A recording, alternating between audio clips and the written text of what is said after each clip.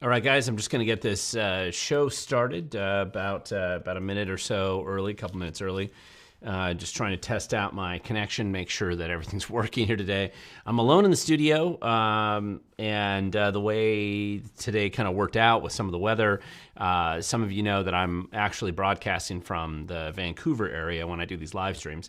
And so there's a bit of an ice storm that's come in, and just the way things worked out, I'm the only one here today. So I'm kind of, if there's any technical problems, that's going to be my fault, and I'm trying to minimize those as we get started here.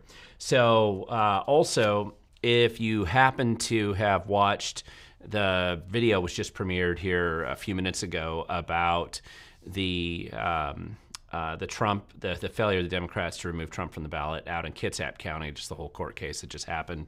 I will get into that and discuss that here a little bit as well, but I was over there commenting. If you were making comments during the premiere, I was also doing some live commenting back and forth. So it's been an interactive day, and it's always good to do that if we can. Thank you guys so much for tuning in and watching.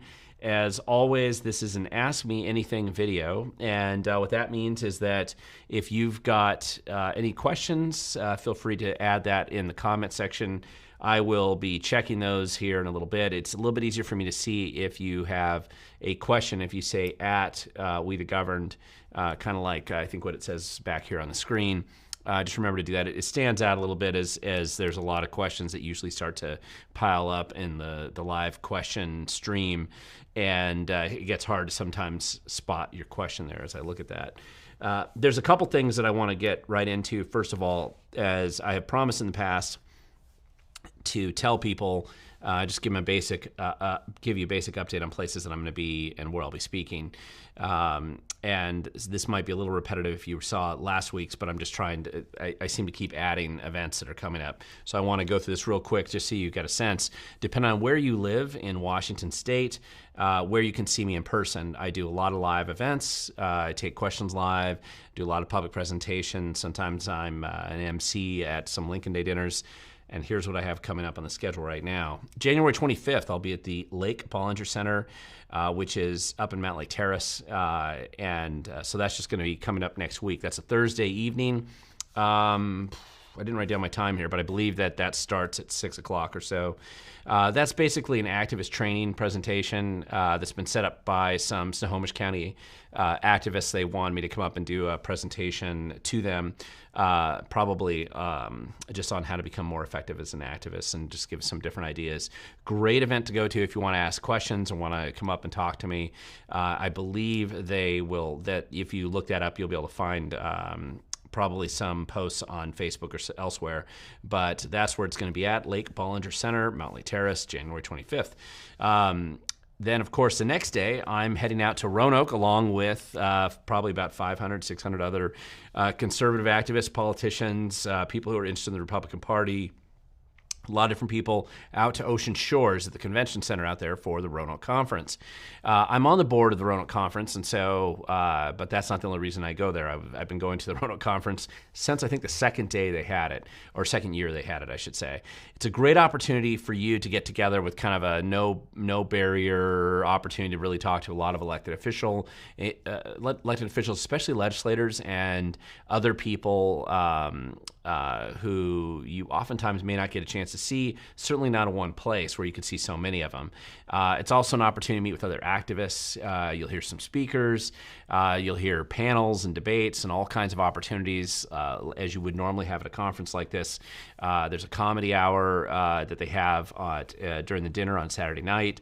But generally in the course of the weekend, a lot of this is going to be an opportunity for you to get a chance to meet people who kind of share your interests in the political process, or if you're new to the political process, it's kind of like drinking from a fire hose. You get out there, you're going to get a chance to see a lot of other people and interact with them directly. I've always loved going to Roanoke because really it's just a phenomenal opportunity, one place at one time, just within a couple days, to touch base with people from all over Washington State and to compare notes, to set up other meetings, to set up other activities, to plan other projects for the year. There's just a lot of opportunities, and it's kind of it's very easygoing at some of the after parties or some other opportunity. It's very laid back. Listen, it's Ocean Shores in January, and who would want to be anywhere else in the beautiful weather of the Pacific Northwest? I always like going out to Ocean Shores. It's kind of fun. So looking forward to seeing you there. It starts on Friday the 26th. So either you can see me then the day before, the Thursday night before, out in Snohomish County at Mountain Lake Terrace, or that weekend on Ocean Shores. Or if you miss both of those, I'm also going to be up north in Skagit County and Whatcom County on February 6th, which is a Tuesday. And right now I have 2 events scheduled. I'm actually going to be hitting the Skagit County Women's Republican Club, which I believe is going to be at 1225 McFarland Road, Mount Vernon, at about 10 o'clock, 10:30. I'll probably try to get there about 10 and do a presentation there. And then I kind of have to hit the road pretty quickly because I have to get up to the Bellingham Golf and Country Club, where I'm going to be speaking at the Whatcom Women's Republican Club meeting that day as well. There I will have more time afterwards to talk and interact if you happen to come up there. Please, if you are watching this live stream and you happen to want to go to one of these public events, make a point of coming up and talking to me. I like to see people and meet people in public. I enjoy that. So please don't be shy. Come on up, talk to me, and let me know what you love or what you hate about these live streams or my videos or anything else I'm doing. And then just a quick follow-up in March, I am the MC at the Lewis County Lincoln Day Dinner on March 2nd, and also the co-MC the next Saturday, March 9th, out in Kitsap County for their Lincoln Day Dinner. So you got 2 different Lincoln Day Dinners early March. I got 2 events on one day in February. I know I've got some other events coming up in February, but this is what I wrote down. So again, if you happen to be there, love meeting people in public. That's what I did for many years before I was ever doing any kind of YouTube videos. And so I still like to do that, and I do that as much as I can. If you're interested in wanting me to come out and speak to your organization or your group, or you just it doesn't have to be formal. If you got a bunch of neighbors and friends that care about freedom and liberty and you want to put on an event where you live, just reach out to me, and I'm happy to come out there. It's really more a matter of scheduling than anything else. So, but feel free to do that, and I'd be happy to come out and speak to your group as well. And it can be about anything, activism. I like teaching people how to become more engaged in the political process where they live. And as much of that as I can do, I'm going to be doing that as best I can. So that's just a part of the process that I think it's just important. If you don't know where to start or you don't have any ideas, go and have me come out and speak to you, and I will do my best to come up with one of these. Come out and make some presentations to you and give you some ideas how to use Public Records Act, how to file Public Disclosure Commission complaints. There's all kinds of other things like that that I can help teach people how to do and kind of get you started. And once you get started and once you realize just how corrupt or incompetent or ridiculous some of your local bureaucrats and government officials actually are, sometimes that's inspiring to get involved, to get you more engaged, to make a difference where you live. There are a couple questions that some people had actually posted originally on, and let's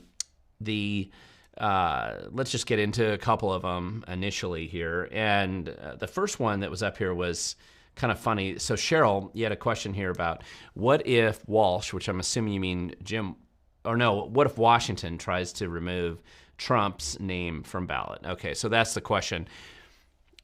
Perfectly well timed, because the video that I just launched just a little while ago, and it was from today's hearing out in Kitsap County, where there were about 8 Democrat activists, kind of some lefties, I believe some of them were school teachers, got together and they decided to file a challenge to remove Trump from the ballot. Now, they failed. It was kind of a miserable failure on their part today. But part of the reason that this was kind of a weird case, and I'm actually pretty familiar with most kind of classic activism and even a lot of obscure things you can do as an activist, this was a new one to me, and mainly because I think it had to do with presidential stuff. I'm not generally that involved in presidential races or the presidential process, so presidential campaigns. And so this was just one I wasn't aware of. the way it works in the law is that on January 9th this year, both Democrats and Republicans had to submit the list of their candidates who are going to be on the presidential primary. In Washington state, we have a partisan presidential primary in March. And so a couple months before then, the parties are required to submit their list to the Secretary of State. So the parties kind of take care of validating who these people are going to be, and then the Secretary of State just simply gets that list from them, and that's what goes out on the ballots that get mailed out in March. Now, because we are an all-mail-in ballot state, you can't just suddenly invent some new name at the last minute to be on that presidential primary vote.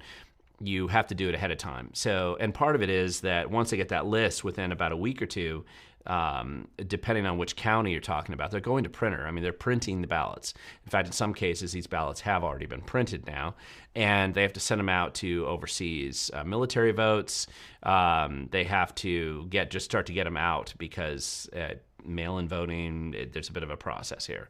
Okay, so that's going on. These guys had 2 days to file a challenge, and then essentially it's on what they call a rocket docket in court, which means that you have to be before a judge within 5 days. And I'm going to steal a little bit of thunder from the video that I just posted where I go into this in a little bit more detail, but it was such a weird hearing because originally what Kitsap County did, is they decided to use a judge. And this is, I mean, the original judge that was assigned to this had been aged out of being a judge back in 2016. He had retired. Judge Roof was his name. And what's basically in Washington state law, there's the state constitution, actually. It's, I believe, Article 4, Section 3A, says that a judge, once they hit the age of 75, they're just too old to be a judge, and they have to, that's their last year being a judge. And so this happened to this guy years ago. Why Kitsap County picked that judge, who was unqualified to be a judge, was ridiculous, beyond the fact that he also, in order to be a judge, just like an attorney in the state, practicing attorney, you have to pass the bar, you have to be a member of the bar, and he had let his bar membership lapse. So on multiple levels, that judge wasn't even legally capable of hearing this case. So he was disqualified in the first few minutes of the case today, which was weird. I'm just telling you it's weird. You have to believe me on this because it's so strange. I've been in court so many times. This is something I've never really seen something like this happen, and it was, so that circus element of it was strange. Kitsap County changes the nameplate, brings in some other judge, and the other judge notices several things. And number one, no judge really wants to be in a controversial, weird litigation where the law is probably not, no matter what he does, it's not going to be probably the optimal choice. Doesn't want to get mired in controversy and mocked for being a moron. Usually, judges don't like that, and so they'll look for any excuse they can to not hear a case. And this case was so sloppily filed and so strange that he just kicked the can down the road, said, hey, I'm not going to do anything on this because, in addition, there were problems with lack of notice. If you're going to file a lawsuit against somebody, and let's just say I'm going to sue you or you're going to sue me, you do have to let me know that I'm being sued, and I have to let you know that you're being sued. You can't just, the reason why process servers exist in the first place is to make sure that person can't pretend like they don't know. You notify them that they're being sued. You can't just go and have a lawsuit to remove somebody from the ballot and not notify anybody, which is apparently what this group of people did. So that's illegal, and generally by itself would be enough to kick the case out of court. The other thing is it becomes a moot issue anyway because the ballot's already being printed. It seems odd to me that they would even have that process in the law as it relates to this type of a situation, or that if they were going to have that process in, they would probably want to have the month that, like, you'd want to back it up another month, so have it be in December that you actually submit the list of candidates rather than in January. But regardless, the judge said, I'm not going to make a decision for the whole state out of Kitsap County. The other element of this that's weird is that it's an unappealable decision. So it's like a ballot title challenge for an initiative. When the local Superior Court judge rules, it's not appealable. That's the way it's written in the law. And so that made it kind of a strange situation. And I don't know that it's the kind of thing that that judge wanted to have to deal with. So I don't blame him. Now, the same group of people filed in Thurston County, but if you read the statute, they have to file in the county in which they live, and so there's maybe a hearing on Thursday morning on this, but I don't anticipate that having any different outcome at this point in time. So despite the fact that NPR breathlessly reported this and Steve Hobbs discussed it, Steve Hobbs being our Secretary of State, Democrat Secretary of State, I don't really see the Democrats' effort to remove Trump from Washington State's ballot anyway going anywhere, at least assuming the rule of law still exists and there's any meaning to it in Washington State. So it seems to be dead. Today's effort definitely failed, so I don't necessarily see that it's going anywhere. But, it was probably exciting times for those people for about a week or so to get out there and file it. And so that probably made them feel pretty good. And it gave the Seattle Times and the Stranger and NPR something to talk about for a couple of days. And so I'm sure that was probably pretty exciting. So Trump will be on the ballot, and so will the other Republican candidates, I think, that are on that list. I don't remember exactly which collection they had going there, but some of them that'll be on the list have already dropped out even. So, but nevertheless, you'll have be voting on the primary, the partisan primary for president in March. Now, by the way, this is just a little heads up. One of the things that people have sometimes, there's always been this rumor, it pops up every couple of years about how people are identified on the outside of the ballot as to their party affiliation. It's not true with one exception, and that's going to be the presidential primary. The reason is that essentially what the Secretary of State does is it operates as an agent for the political parties and manages their primary election process for them. Set in state law. Listen, the parties love this because during the primary, in Washington State, we don't register by party affiliation at all, and we haven't for decades. It's been a very popular thing in the state to have no clear party affiliation for people. It allows them to kind of jump around back and forth. It does weaken the party structure, the political party structure in our state to some extent as well. So parties aren't so positive about that, but nevertheless, the population of Washington State, this goes back to my great-grandfather's era, they do not like being forced to affiliate or specifically identify with a political party.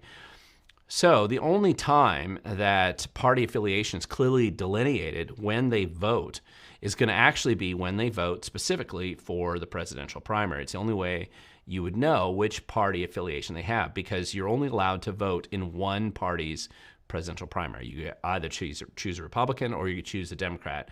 And so that gives political parties in Washington State, and this is really beneficial for fundraising for them more than anything else.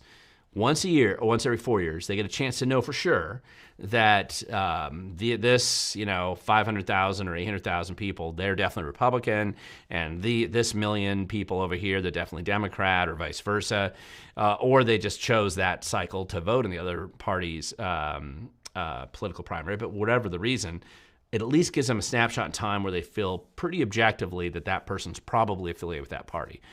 And because of that, it's usually, again, they send out these ballots to everybody, but you have to pick which party. You can't just vote in both of them. You have to pick which party you're going to vote on.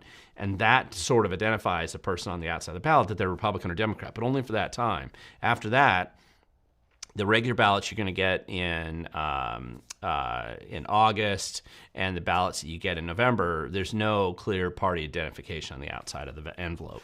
So that's just some minor clarification coming up. And also because we just had a caucus recently. The Republicans just had a caucus. Now, except for unless you're in Thurston County like I am, the caucus got canceled there because Olympia High School decided that it was too cold and snowy and icy out, and they didn't have the caucus there, so that's been postponed. However, what confuses people during a presidential cycle is you have these caucuses and you have the primary at the same time. What matters as far as which candidate a given state is going to support in the primary is actually going to be how the vote comes out at the election. So the vote that comes out in March is going to determine who the presidential candidate's going to be. Is it Biden and Trump, right? You'll have or whatever, but that's probably the likely outcome. Biden and Trump, assuming Biden's still alive at that point in time, and even if he isn't, the ballots are already going to be printed, and you probably are going to have Biden and Trump. But nevertheless, they have to have these ballots, and that's what determines. The question is the caucus. The partisan caucus for the Republicans And that's just where people get together, they meet, and they decide, okay, this first caucus was by precincts in a county, and you're determining, hey, who's going to go to our county convention, which in most counties is going to happen over the next couple months. We have 39 counties in Washington State, so presumably there will be 39 county conventions. And for the Republicans, they just chose this last weekend, or Thurston County will choose in 2 weekends, who their representatives are going to go to the county. That go to the county. Usually they're the PCOs, precinct committee officers, but there's other people that can be chosen as well. And they go to the county, and at the county convention, the county decides which of these representatives are we going to send to the state convention. And the state convention is in April 19th and 20th over in Spokane.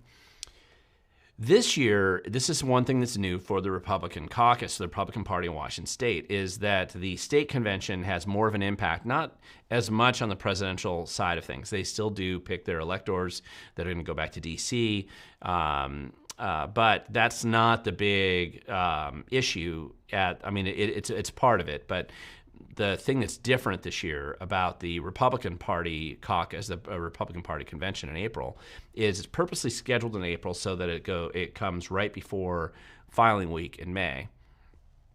And probably one of the biggest duties that anybody who's going to be going to that to the state convention has, the Washington State Republican Party state convention in April 19th out in Spokane. Their biggest duty is actually going to be determining which candidates which Republican candidates the state party is going to endorse in the various statewide office holders everywhere from the insurance commissioner to the state auditor, state treasurer, office superintendent of public instruction, the commissioner for state public lands, the governor, lieutenant governor, secretary of state, all those positions, attorney general, those positions. So statewide office holders in the state. And then congressional candidates are going to pick the Republican congressional candidate in the 10 congressional races, presumably all 10 of them, and choose that. Say this is the one we're going to endorse at the state party level. The reason why that it matters at all in Washington State is we have a jungle primary. And what the challenge with the jungle primary process has been that top 2 vote getters, regardless of party affiliation or any affiliation of any kind, but whichever the top 2 vote getters are, they're the ones that advance to the general ballot, which makes sense. And if you have a jungle primary, and I've done a whole video on this in the past. If you can search on my channel, what is a top 2 primary, jungle primary in Washington? It kind of gives you the whole history and how it came about. But that's weakened the parties, both the Democrats and the Republicans. It weakens the party ability to control who their candidates are going to be on the final ballot. So historically what that means in a practical impact is that if a party floods the zone, which Republicans notoriously do this on a regular basis, they flood the zone with a whole bunch of people decide to run for the same position because Jesus told you to, you had a vision, you felt moved by it, everyone else is an idiot, whatever. And so you have so many people running for office and split up the vote that if the other party is a little bit more disciplined and they only run 2 people, for example, then it's likely that all these people split the vote up and they won't make it to the general. The Republicans have done this to themselves on numerous occasions, recently for the lieutenant governor's race, secretary of state's race, 10th congressional district, 47th ledge district, number of times. They've done this many times.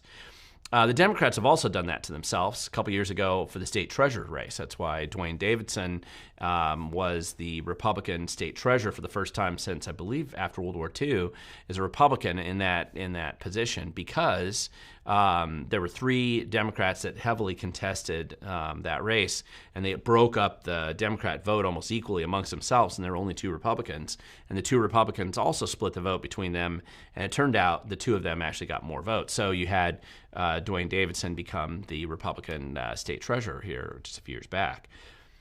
So both parties are aware of this drama. The Democrats are usually a little bit more disciplined. They pretty much just threaten candidates who potentially could cause them to lose a seat like that, and they destroy their political future for the rest of their existence if they do it. The Republicans haven't tended to be that draconian, and so they've been a little more loosey-goosey about it, and pretty much anybody can run. You still can run, but the advantage at the state convention from a Republican Party perspective is that they will endorse a candidate. And the benefit of being the endorsed candidate going into the August primary is that you will be the candidate who gets all the communication, endorsement letters, mailings, communication to all 39 counties. Any funding that they're able to send your way only goes to you. It doesn't go to a non-endorsed candidate. Now, if you are a Republican running for that same race and you don't get the endorsement, it doesn't mean you can't run for office, but it does create a barrier to you being able to go past that point. And the intention of the Republican State Party in doing it this way was to make it open to the, many hundreds of thousands of people who will go to that state convention and make the decision there to endorse. And usually it's going to be Republican insiders, PCOs and such, more of the grassroots-oriented side of it. They get a vote, and they get to decide who they're going to endorse in each of these positions. So that's what this caucus that we just had at the Republican Party, or unless you're in Thurston County, but basically that's the caucus and the county convention, and then leading to the state convention. It gives a little bit more incentive for people to probably go and participate in that process because it'll just make a bigger impact. So that's what's going on. Sorry to get totally off on this, and I hope that was sort of useful to people. There was another question here. And this is an interesting one because I noticed this as well. Some of the people had brought this question up, I think, last week, and I want to get into this a little bit more. But this is a question from Cristiano, and says, what Bob Ferguson says, is the issue with Kroger and Albertsons' proposed merger. And if you don't know what I'm talking about, the Attorney General a few days ago, Bob Ferguson, currently running for governor in Washington State, he's announced another lawsuit against some businesses. And in this case, it was Kroger and Albertsons. And this, listen, there's a lot of things that Bob Ferguson does that I don't like. This wouldn't rank on my top, 50 list of problems that I have with Bob Ferguson. This is really an antitrust argument that he's making from the Attorney General's office, saying that, listen, these two organizations, Kroger and Albertsons, that between them, they own the lion's share of grocery stores and a huge percentage of the markets. 400 some odd stores, I believe, or 500 stores in Washington. You're talking about Fred Meyer and QFC on the Kroger side, and on the Albertson side, you're talking about Hagen's and Safeway, or am I missing? So anyway, all these groups are they're basically talking about merging every Kroger, QFC, Albertsons, Fred Meyer, Hagen's, and all these grocery stores into one lump sum. And the argument is, from a antitrust standpoint, is that in doing so, you're going to basically eliminate competition at the grocery level, and the consumer gets screwed because then these guys are going to collude. And if they collude, Bob Ferguson can sue him again, just like he did for the tuna suppliers recently, and get a really cool settlement that he can send out more checks to dead people. But he's going to fight it on an antitrust standpoint. Now, the antitrust litigation argument that he has in this case is not entirely irrational. So there is some argument that he has behind it, based on recent history. And the main recent history that he's talking about here was the Albertsons, I believe it was the Albertsons merger, where they basically, it was a couple years ago, 2015, I think, where they merged a couple of the grocery chains. I'd have to look it up because sometimes I get the names confused here. But basically, they merged with them, and part of why they were allowed to do this merge without an antitrust violation is they said, hey, listen, we're going to sell off a bunch of these stores, which, by the way, that's what Kroger and Albertsons are saying. They're saying, listen, we understand lack of competition. We're going to sell 145 stores off, so there'll still be grocery competition in these various markets. The challenge, of course, is that when that happened just recently in 2015 with the Albertsons, I want to say it was Albertsons and Safeway and Hagen's. Hagen's was suddenly, they only had 18 stores. If you lived in Bellingham, like I did for a while, you'd be familiar with Hagen's. That's where it started. And so Hagen's only had 18 stores, and they ended up acquiring like another 100 stores when that happened. And they really weren't prepared for it, and they weren't structurally ready, and essentially they went bankrupt. And in the end, a bunch of those stores went back originally to Albertsons, and so it became kind of a fiasco. And arguably the consumer didn't necessarily get the benefit of that, because now you had this bigger conglomerate that could control prices a little bit better in the area. Anyway, it's a classic antitrust argument that's going on here right now. It probably has less to do. Listen, it sounds good. If you're the Attorney General right now, this is a great kind of the average person doesn't mind if you're suing big corporations on an antitrust case. You can make the argument that you're trying to keep grocery prices competitive, so there's more grocery stores in an area to argue over it, and that this proposed merger is likely to take away the ability of people to actually have a competitive grocery market where they live. That's the argument that he's making, and I don't know that he's completely right. I haven't done enough homework on this to know for absolutely certain that he's correct on this, or that there's even it's not a completely irrational argument that he's making, and it's not the worst argument that's out there. Somebody else has any other comments on this they want to make about this particular lawsuit from the Attorney General's office? I'm happy to hear what they are. I just don't have that strong opinion on this as much as I would on many of the other things that Bob Ferguson has done, like sending checks to dead people, which has been interesting to report on. There's a question here from Sinera Frankenstein. Great name. Are write-ins on ballots actually valid, and how exactly must they be penned so they do not get thrown out? Well, that's a great question. Listen, you can win an election as a write-in candidate, but what it requires you to do, and this is what makes write-ins differently, and they changed this after, if I remember right, when Sharon Hannick in 2012 managed to get enough people to write her in. It was one of the largest successful write-in campaigns in state history. She was running for the state, I think it was the state auditor's office at the time. Sorry, Sharon, if you're watching this, I'm making a mistake. I'm pretty sure state auditor. She got about 35,000 people around the state write in, and that was above the 1.5% threshold that she needed in order to be put on the general election ballot. So imagine this. Republicans didn't bother to file anybody to run in 2012 for the state auditor's position. There was only one Democrat on the ballot. She runs as a write-in during that August primary process, gets just enough people to write in her name all over the state, gets her over that threshold, so then she was on the general ballot in November. Now, she still lost, but she successfully got there to that point. If you were from Spokane, you might remember that Rob Chase did something very similar, and actually, when the county treasurer's office, and he ended up winning in the end. He got on the primary, and then he won. If you were from the city of Camas, you were familiar. Actually, they had a mayoral race there where they had a successful write-in, where they actually outright won, which is even less common. In the city of Bakota, they've had write-in candidates that have won. However, the caveat now that's changed in 2012 is that you have to register as a write-in candidate.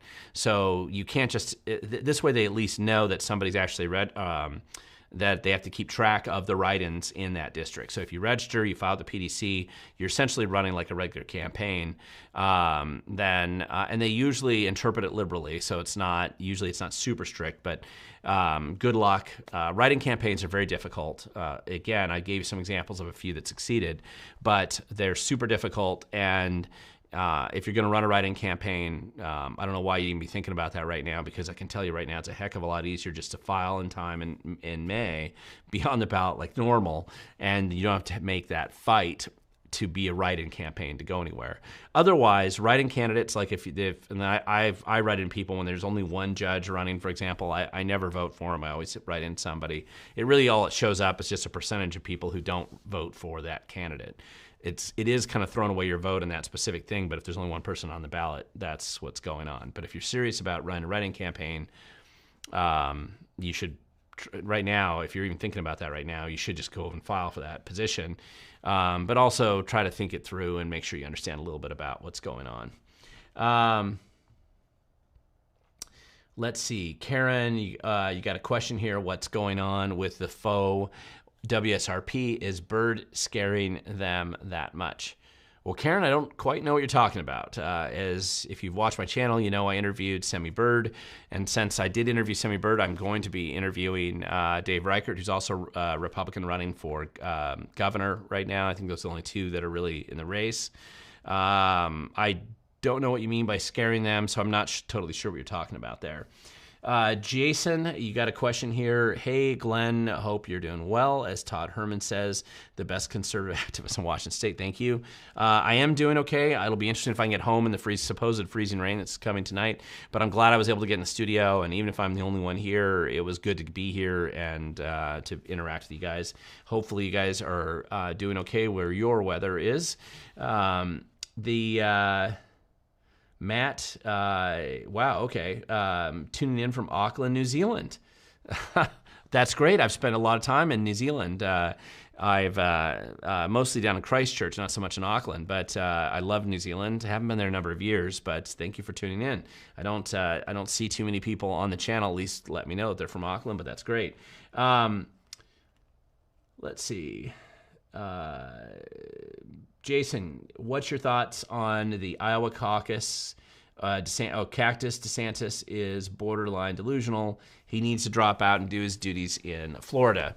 Well, I mean, obviously, we just had the Iowa caucus, and Trump pretty handily won that. I know I just recently did a video or a television interview that aired out in Wenatchee just recently, and we actually filmed it in December, and it aired, I think, the first week in January. And I guess the same thing I'll mention then. It looks to me, barring some unusual outcome, that Trump's probably going to be the nominee. The Iowa caucus is not the end-all, be-all, but it's a pretty good indication that the margins that Trump won out there, it's likely that he's going to be the Republican nominee.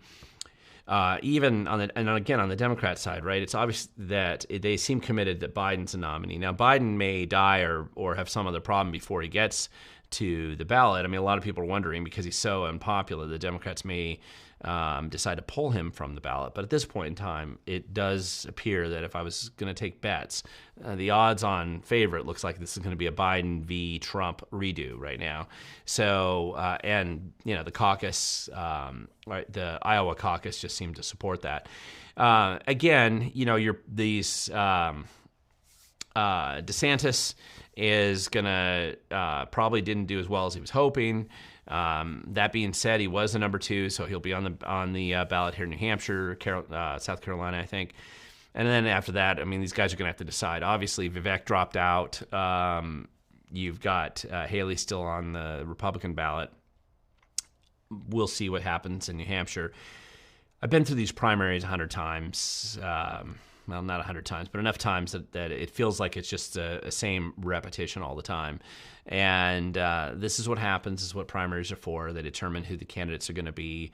I really wouldn't get that bitter about people sticking on a little bit longer than you want them to. They've probably made commitments of their own, and they're trying to see if they can move ahead. There's usually plenty of historic examples of people who don't quite do as well as they want in these early, especially Iowa caucuses, and they come back from behind or do better later. But this was a pretty big margin for Trump, and obviously in Trump's campaign, I mean, that you can't deny that's a significant win.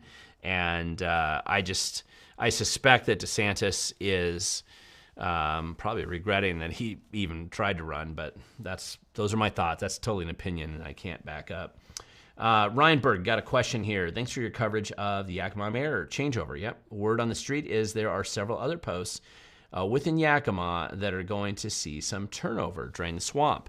Yeah, thank you for mentioning that. I did do a video, and it launched this morning about, it was really from a couple weeks ago, the first meeting of the Yakima City Council. And if you remember right, Mayor Decio, who was a Democrat mayor of the city of Yakima, she had been caught last year trying to call 911 and use police services to try to stop people from collecting signatures in front of the Walmart because she didn't like the cause that those signatures supported. She didn't like reducing taxes or letting the police pursue criminals. And so she attempted to attack the signature gatherers, call them far right-wing signature gatherers, of course. And she's really just was a puppet for Doug White, who's a Democrat out there, who's the perennial candidate the Democrats run for the congressional seat out there every year, and he kind of is one of the Democrat, leaders. And that was her mistake. She shouldn't have done that.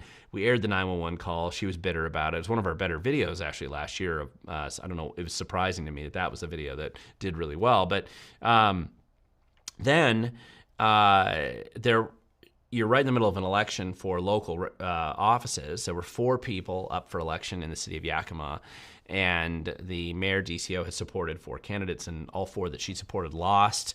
And so the shift on the Yakima City Councils is definitely going to be a lot more conservative after this recent election.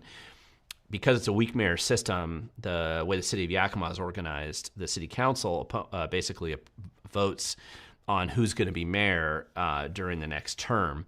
And so since she lost a majority, she knew she wasn't going to be mayor, and so they put in a new person to be mayor, and so she is no longer mayor of Yakima. And elections do have consequences, and for her, they definitely had a consequence out there. The other thing I'll notice out there is the city manager of Yakima is gone as well, and it sounded like he was not a good guy.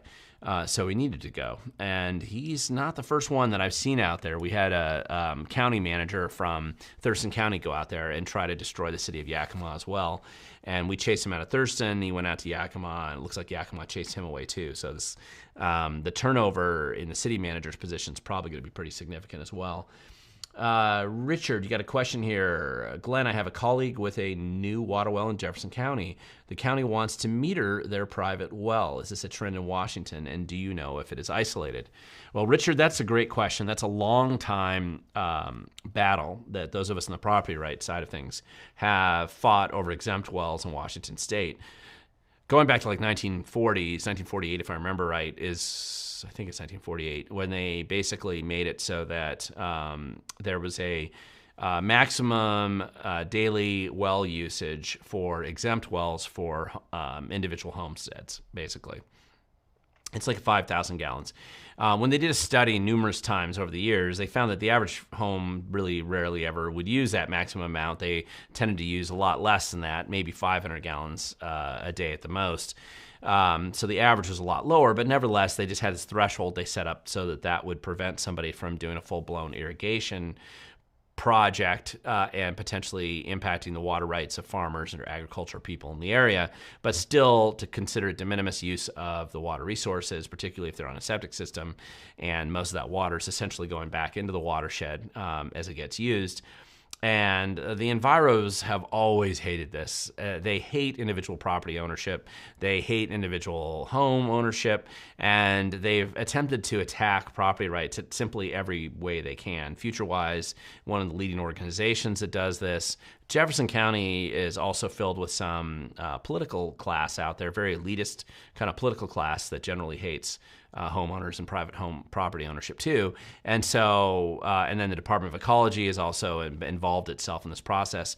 Numerous times there have been efforts to try to meter water wells. Most of those have failed around the state. There has been some success in places like Kittitas, limited watersheds, I believe, up in Clallam County, and Jefferson County is probably trying to do this. I'm not totally sure that that's legal where it's happening. I would need to know a lot more details about which watershed, which WIRA it's in, and what the story is. But I would greatly disagree with metering your private water, because metering is generally the first step to taxing it, and then, because if there's one thing bureaucrats love is a tax, and then of course being able to prevent you from getting water. There's nothing that the lefties and the greenies would want more than finding some way preventing you from being able to get the water that you need, and kind of holding you hostage to their meter on your well. They would love that. Let's see.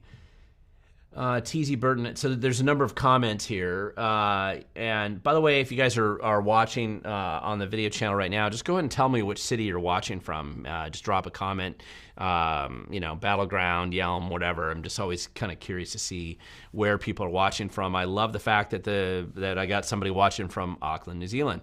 So TZ Burton, you got a question. Can you recap from your earlier video, HB 1268, enhanced sentencing?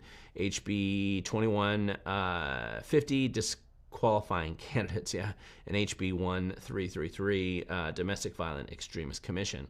And I just did a video on this, TZ, I think recently, which is what you're mentioning right now. And let me just explain this a little bit. I mean, HB 1333 is essentially the bill that Bob Ferguson invented last year during the 2023 legislative session, and it was his attempt to create the Ministry of Truth in Washington State. If there's one person who wants to make sure that 1984, George Orwell's well-known dystopian future becomes reality, it's definitely Bob Ferguson. And an effort to achieve that, HB 1333 was the bill that he pushed to create the Ministry of Truth in Washington State and create a censorship industrial complex here that would silence all who don't basically agree with Bob Ferguson in every way, or the Democrats that take over after him. It's a horrible idea. It's rolled over from it failed miserably last year in the legislative session. It didn't really go anywhere after it got a lot of national ridicule. The Democrats have played around with this idea for a while. It's still there. It's a terrible idea. HB 2150 is disqualifying candidates. Now, that's a different one. It was sponsored by a Democrat legislator out of Federal Way. And she's just trying to get attention on the anti-Trump bandwagon here and milk it for all she can and try to find a little bit more specific way that Democrats can help save democracy by destroying it. And that seems to be a theme that the Democrats have had recently, is that in order to save democracy, they need to first destroy it. Which, of course, comes back to the old Vietnam era. In order to save them, first we had to destroy their village or something. In order to save the village, we had to destroy it first, right? It was widely mocked on the left, that statement that came out of the Vietnam era. But, of course, the left does that every day. In order to save democracy, first we need to destroy it. I know we live in a republic, but there's democratic aspects of what we do. One of them is voting, and the Democrats aspire, at least some of them appear to be aspiring, to be just like Russia or Zimbabwe or Venezuela, where you can just simply pick your political opponents and remove them from the ballot so that you can only run against the people you want to. And that's essentially what HB 2150 does. I don't think that bill's going anywhere, actually. And then you had HB 1268, and I just can't remember. I'm assuming that's the one that I did the video about, which is Roger Goodman's bill. He's out of Kirkland, a Democrat, of course.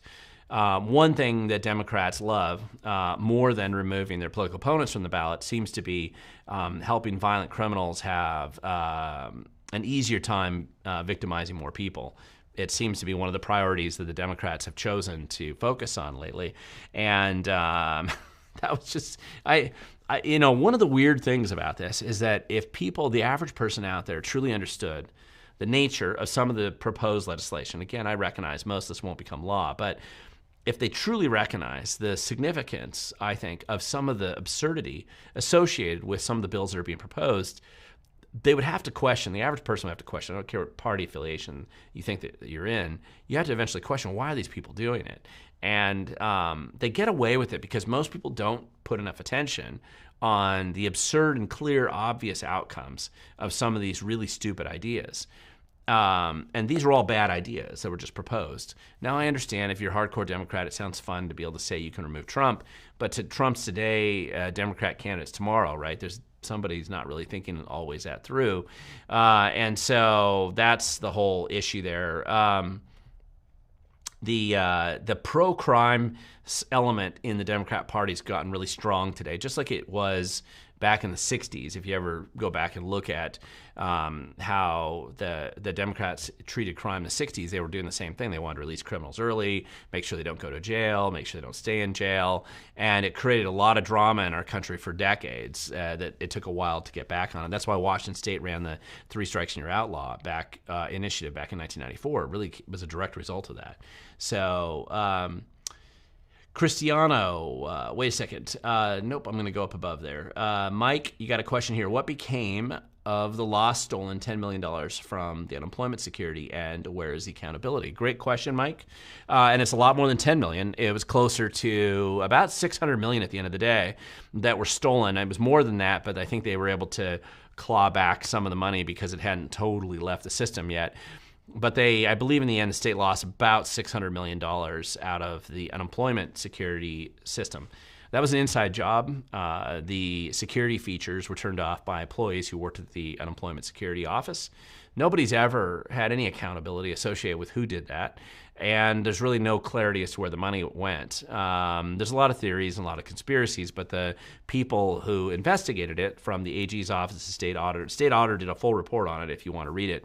They posted it up on their website, but the reality is it's a cover-up. Nobody really wants to identify which employees there decided to allow $600 million to vanish out of the taxpayer funds. And there's been no accountability because the Democrats don't want accountability for that. Maybe it's because they don't want people to actually know where that money went. I don't know. But it's a ridiculous situation.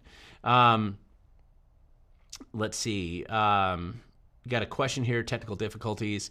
Hey, Glenn, what's your take on January 6th? Seems like only one side call it an insurrection and the other a riot. Would like to hear your perspective.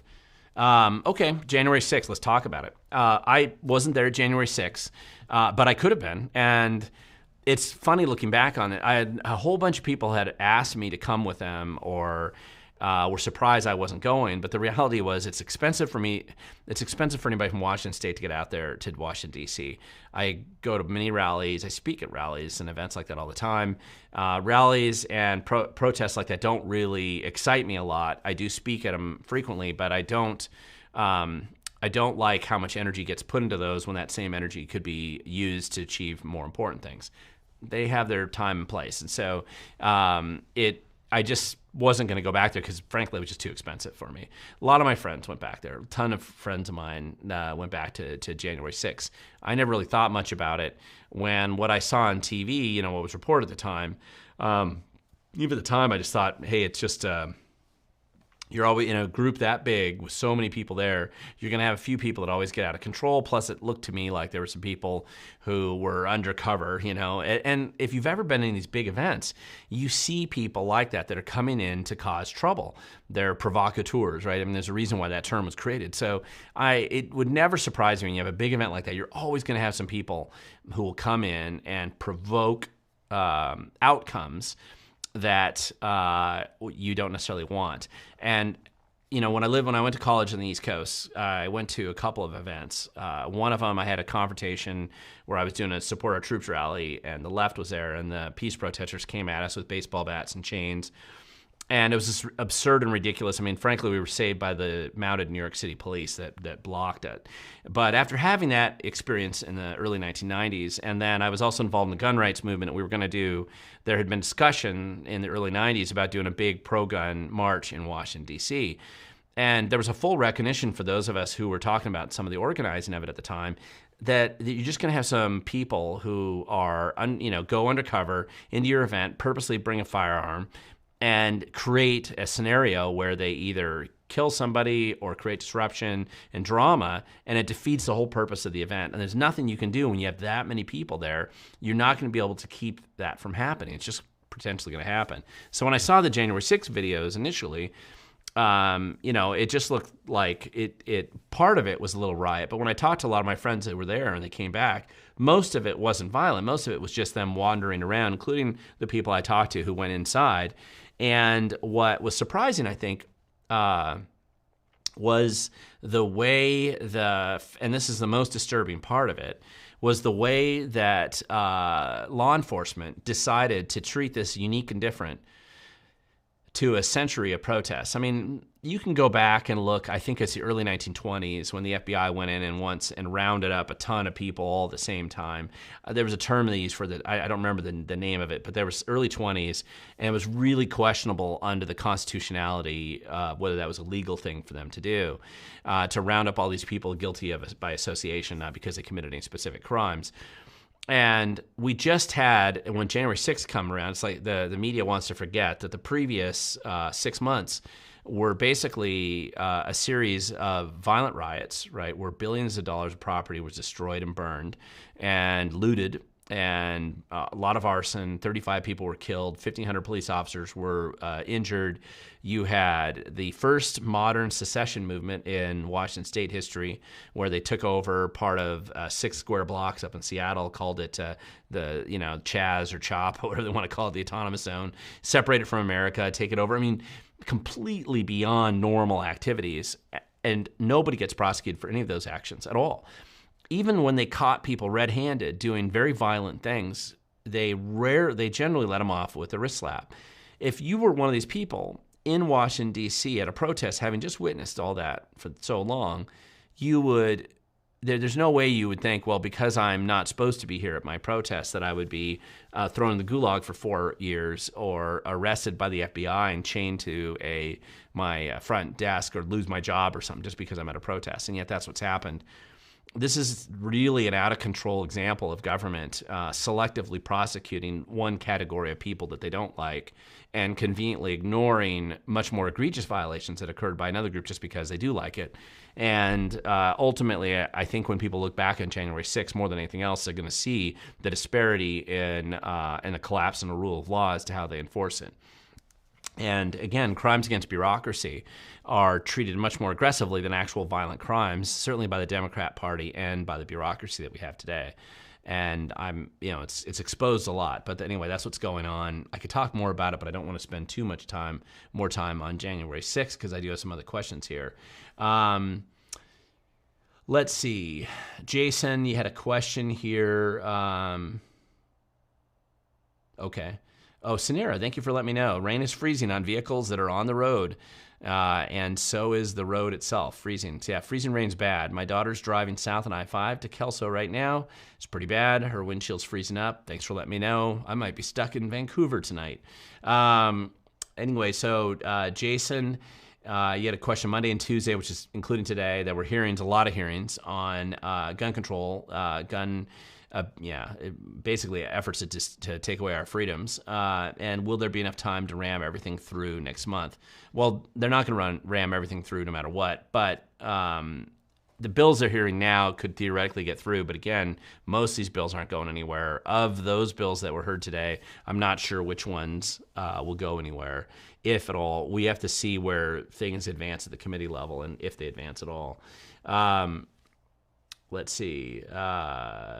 D. Rambo, I wish you would be our candidate for governor. You are more level-headed and educated for this job. No offense to the other two, but Glen, you're more qualified knowing base politics. Well, I'm not going to run for governor. I know people have oftentimes asked me to run for office more than I already have. And listen, the only thing I'll ever do in the only thing I'll ever do in government is that if we do have a Republican governor who wins, I would like to work for that governor, provided they allow me to fire a lot of people and downsize government. I think that for freedom and liberty to survive and to fix a lot of the problems, you have to really get rid of a lot of the bureaucracy. Certainly firing the top 3 levels of government in Washington State across the board is going to be important. I mean, nobody gets to that level, especially after so long of being ossified and controlled by one party in office. People aren't being promoted because they're smart, capable, or honest. That's not why they become head of these agencies or even 2 layers below them. So all those people have to be fired. There's some major downsizing that needs to go on, and any Republican that gets into office is going to have to recognize this fact. It's the only way to actually save and fix things. You can't be like Donald Trump and go into D.C. and not get rid of people, right? That was a big mistake that he made. And, to be fair, the federal government's a lot bigger deal than the state level, but you got to go in and be willing to fire some people, and that should have happened. And it should happen. And that's the only job I'd be willing to take in government, is if they'll let me go in and fire and downsize government. Let's see. Pam, you got a question here. By the way, I like all these states, people from Yakima, Centralia, Eatonville, Chehalis. If you're from Chehalis out there, tell me if you are having freezing rain that far north. Pasco, Gig Harbor, Cosmopolis, Ferndale, Seattle. Oh, boy, right in Ballard, Crown Hill, Washington. Yelm, South Bend, great places. Okay, so Pam, you got a question here. Have you heard of a survey titled Shape Washington that comes through as a text message from a Seattle area code? Not sure who is sending these text messages. No, I haven't heard of that. So I mean, it's your call if you want to respond to it, but I haven't heard of that one. TZ Burton, Brandy Cruz mentioned another bad bill where the state would take gift card money. Are you familiar with that? Yeah, I saw that one. TZ, it is a bad bill, but it's not the worst bill that I've seen out there. It doesn't get on my top 10 list of crazy bills. But it's basically, it's pushing back against gift card businesses that give out gift cards and making it so that the state, of course, the state's always going to do anything they can to go get that cash. And so really what the state wants to do is have some way of going in and getting that money. And so it's just another way for the state to make life more miserable. It's not the worst bill that's out there. Again, there's a lot of others that are worse, but it's kind of a ridiculous thing going on. Let's see. D. Rambo. That's right, Glen. Ministry of Control is a one-way narrative. It has been so far, and but I think people don't realize how once you start to go down these rabbit holes of taking away people's freedom and liberty, the outcome's not positive. It's negative. It turns into a place that most people don't really want to live in. You may think that because you have political control today that you'll have it tomorrow, and that's not always true. And the only way for the Democrats at this point in time to discover that freedom and liberty matters is when they lose political control, and suddenly they'll rediscover free speech. And so we're really a much better country when the Democrats have control over nothing and they hold government in a minority status. They hold government minority politically. They hold government accountable for civil liberties. That seems to be the only way that they provide any value, because otherwise they just seem so focused on the inner tyrant on the Democrat side seems to come out every time they get into political power, and it's focused on basically taking away our freedom and liberty. Again, somebody saying, okay, yeah, your answer is why I asked you to be governor. I'll help you work on wherever you need to go. Listen, running for governor is not an easy job, and not if you're serious about it. And being a governor is a difficult job as well. There's a lot of things that are involved in running, even a relatively small state like Washington, to run the state. You've got, about 120,000 state employees, right? You have a whole bunch of these state agencies. You've got, I don't remember now. I think it's close to 2,500 appointments alone just for commissions and boards that exist out there. Beyond the size of the state budget, the biennial sort of budgeting process, all of the issues that you have to deal with, it is not super simple. It's easy to have simplistic answers, but it's actually not super simple. I'm into downsizing government, but you can't just come in initially and eliminate everything. You have to actually have a plan that's rational and logical that you would come in and address it. What you will find is that at the state level, there will be just as much resistance to a governor that comes in as a Republican as you'll see at the federal level when a Republican becomes president. And the easiest thing for a Republican governor to do is to just go with the flow and be useless, right? Be worthless, putting just lipstick on the pig and pretending like the fact that the governor's last name, the letter next to the governor's name, change anything. You have to go in and actually make a difference and change. And when they being the bureaucracy, recognizes that somebody's going to make change, they're going to just try to sabotage you. So the best thing to do is to fire everybody that's in the upper management of all the agencies. None of them are so important that losing the people in charge would actually make much of a difference. I would take any random low-level employee and put them in charge of that agency over anybody that runs one of those agencies today in any given day. But you still will have to put people who are in charge of them. And as you downsize them, you have to look very carefully at the agency itself and say, what could go, what needs to stay, what's really a requirement, could I take these agencies? And I've used some of these examples before, but I'll use them again.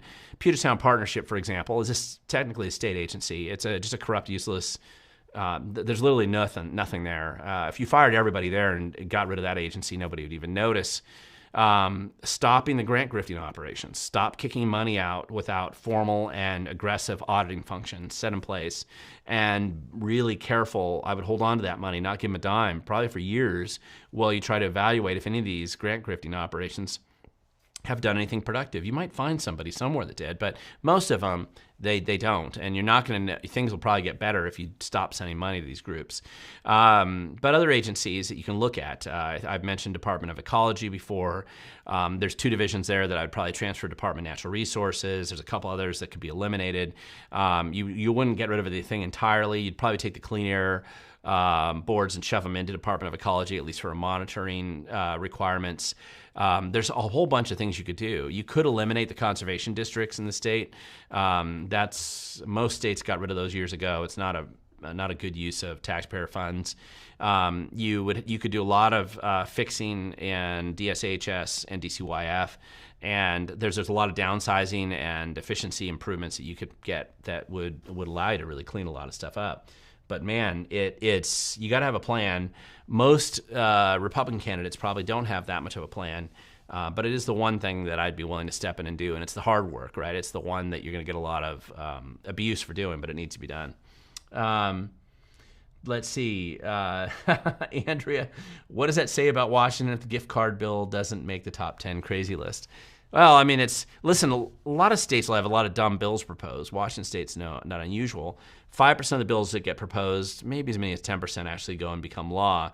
Most of them aren't the crazies or notable law bills. They're usually these little things that are minor changes that don't have a lot of controversy to them. I don't know if this gift card bill's going anywhere either. I don't know what kind of support it really has. But it isn't. There's a lot of others that are worse. All the gun control bills that are being proposed are worse. All of the criminal bills that are being proposed by Democrats, where they let criminals out early or help them vote or whatever, those are all worse bills. And it's just good to recently to just look at these and be aware of it. Let's see. Yep, Chehalis area is not freezing yet. That's great. And yeah, Charles, I'm really glad that Brandy Cruz covered it. I'm glad that she's covering a lot of these bills, and it's important to do that. I'm not covering a lot of them here on this program today, but it's good to have more people talking about this. There's no such thing as speaking about this too much, and you can't possibly share too much information out there about what's actually going on. Let's see. Jason, have you been to a gun shop recently, and what can they still sell? Seems like everything had been banned. Can't get parts shipped to Washington. Jason, I have not been to a gun shop just recently. I spoke to a gun shop owner a couple months ago, a friend of mine, but I haven't actually been inside of a gun shop or tried to buy a firearm lately. So I was in a shop. I was showing a German exchange student that we have some firearms, and the shop owner was letting him at least hold these firearms and get a chance to look at them while we were there. But and that's to a German. That seemed pretty amazing. But we're in the middle of a chaos on the Second Amendment issues right now, and it really reminds me of 1986 all over again, when the federal government under Reagan decided to ban so-called assault weapons, right? But they took away our ability to have AR-15s for a while, and I remember those days and how obnoxious those were. And I feel like these things are going to turn around pretty quick. People realize there's a higher percentage of people that own firearms today than owned them in the past, and there's a greater awareness because of the crime wave, and that's going on across the country, that we have to be able to protect ourselves, especially with this weird defund the police movement that's also been going on. I know the Democrats don't talk about so much defund the police right now, but their hostility towards law enforcement and sanity and sentencing and having criminals prosecuted for what they're doing is leading, I think, to a more pro-gun culture moving forward. And the question is just how many people get harmed along the way.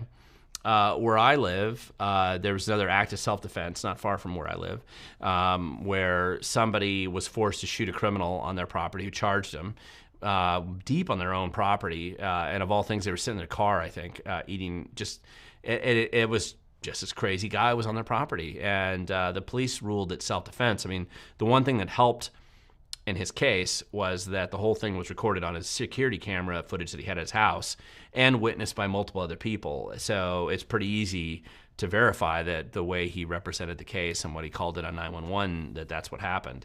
But that's the type of scenario and outcome that the left seems to want to be creating in the state, where people are forced to defend themselves because they're not letting law enforcement put away people, despite how many times they're being arrested.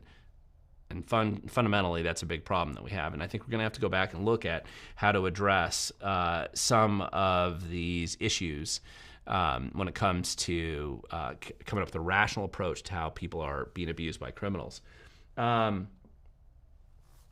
Let's see. Technical difficulties. Glenn, do you think that we are in a cold civil war?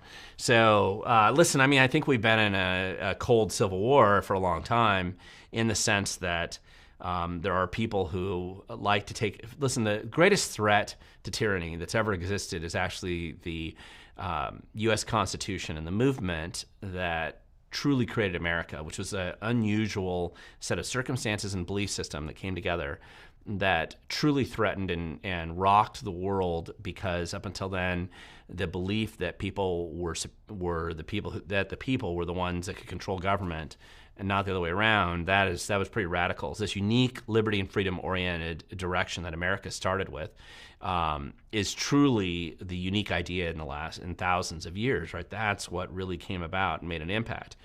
It's been eroded and corroded over time, over many years in this state, in our state, in our country. And that erosion is inevitably going to create this pushback event that occurs. I mean, people talk about civil war and throw that around in a very, without a lot of, really thinking through what that means. The last time we had a real civil war in this country, it was terrible. And proportionally, it'd be like millions of people dying in America today in violent ways that generationally impact the country, and it takes generations to overcome the bad experience that you would have during that time. That being said, nobody who cares about freedom and liberty and is aware of what it means wants to live under tyranny either. But we have plenty of ways of pushing back that allow us to make those changes or fixes without going to an extreme level of an experience. So we've just got a lot of work to do. And sitting back and imagining some kind of scenario where you're going to be able to go out and have some kind of revolution and change the country is not super realistic. Once violence really becomes prevalent in a political world, you don't know where that's going to go, and nobody really does. Nobody should want that kind of an outcome. Now, I realize the left wants to destroy the country, and so they may be pushing for that. But if you don't want to destroy the country, you need to kind of think about other ways of solving some of these issues. There's let's see, Siniera, or I think, yeah, you're saying I don't understand the point of no cops and rampant crime and destroying cities with crime, drugs, and homelessness. What's the point? Well, it's easy. It's power, money, and control. The left believes that if they can create enough instability, that they can cement their power in place by making ridiculous promises that they can't fill on. And again, one of the arguments has always been the left promises some kind of utopia, kind of the collectivist utopia for this world. One of the reasons why they hate religion, right, or people who can think for themselves, is that they amass power by ensuring that you basically hand over all your liberty and freedom for the safety that a collectivist or a leftist is going to impose for you. And of course, the results are bad every single time that happens. But yet the history has always been that's what they start to do. And it's easier to do that in a society that is having chaos and crime and drama and a collapse in the family and all this stuff. That's why the left attacks families. They attack homeschooling. They attack private businesses, home ownership, private cars, independence. They don't want you to be self-sufficient. They don't want you to help your neighbors. They don't want you to help your family. And that's just kind of the way the left has always operated. And they always will operate that way under whatever flavor or title or description they give themselves. That's always the way it ends up being. And that's what, the price for freedom is eternal vigilance. It's what we have to have. Previous generations have faced off with different problems in the past. Sometimes it's easy to lose track of what that history actually is and recognize that this is our time for the issues that we have to face today. So with that, guys, I know I don't see a lot of other questions popping up here, but also I'm looking at my time. And for me, I'm going to have to get on the road and see exactly how icy it is out there before I head north. But I appreciate everybody putting your comments in. I appreciate all the people who were logging in to watch this video. Hopefully I answered most of your questions or did a semi-adequate job in doing so. If you think I've missed something, please add it in the comment section below. If you're watching this after it's live, that'll be the easiest place. I can respond to you there. And please pay attention to what's going on around you. And don't take anything for granted. Ask questions, speak truth to power, right? There's a lot of work that we have to do to make a difference in the state and in our communities, but it starts with you and I. Future does belong to those who show up. If you don't show up, you're not going to make any impact at all. So try to move things in a better direction. Help somebody around you, help your neighbor, help your families, come up with plans to help them, do your best to be good to others, and let's just see what the next week will hold. So with that, guys, I'm alone in the studio, so I'm going to shut it down, but thank you so much for watching, and I'm anticipating that next Tuesday we'll be doing this again. So we will see you then.